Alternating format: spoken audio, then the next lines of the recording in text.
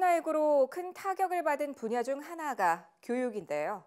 아이들이 학교를 못 가는 초유의 사태가 이어졌습니다. 변화가 더뎠던 교육계에 큰 혁신의 바람을 가져올 것이란 전망이 대두되고 있습니다. 키워드로 보는 포스트 코로나 시대 7번째 얘기로 전해드립니다. 김현정 기자입니다. 교육 장소가 꼭 학교여야 하는가? 한차시 수업은 45분에서 50분이어야만 할까? 쉬는 시간은 꼭 10분, 주 5일 수업이어야만 할까?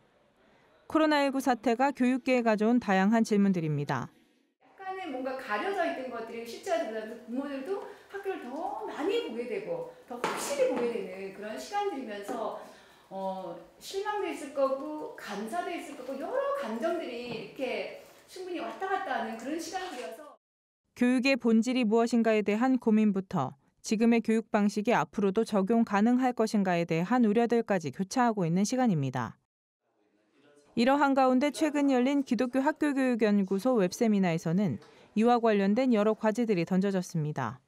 우선 온라인이 본격적인 교육 플랫폼으로 부각되면서 어떻게 미디어 인성을 키워갈 것인가, 어떻게 학습의 효율성을 높일 것인가가 과제로 떠올랐습니다. 카톡창 안에서 학생들끼리 왕따하거나 포털 사이트에 악플을 달거나 또 최근에 엠번방 사건 같은 그런 일들을 보면서 과연 온라인 상황에서 그러면 인격적인 교육 어떻게 할 수 있을까? 비대면 할 수밖에 없는 상황에서 인격적인 만남 교육을 어떻게 할 수 있을까? 이 부분에 대해서 해결책을 찾는 그런 노력들이 아마 필요할 것 같아요. 교사들의 역할 변화에 대한 필요성도 대두됐습니다.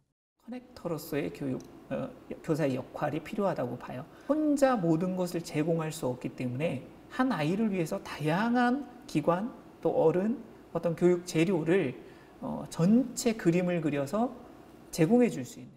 온라인 교육에서 소외될 수밖에 없는 아이들에 대한 교육적 대안 방안 모색도 필요한 상황입니다.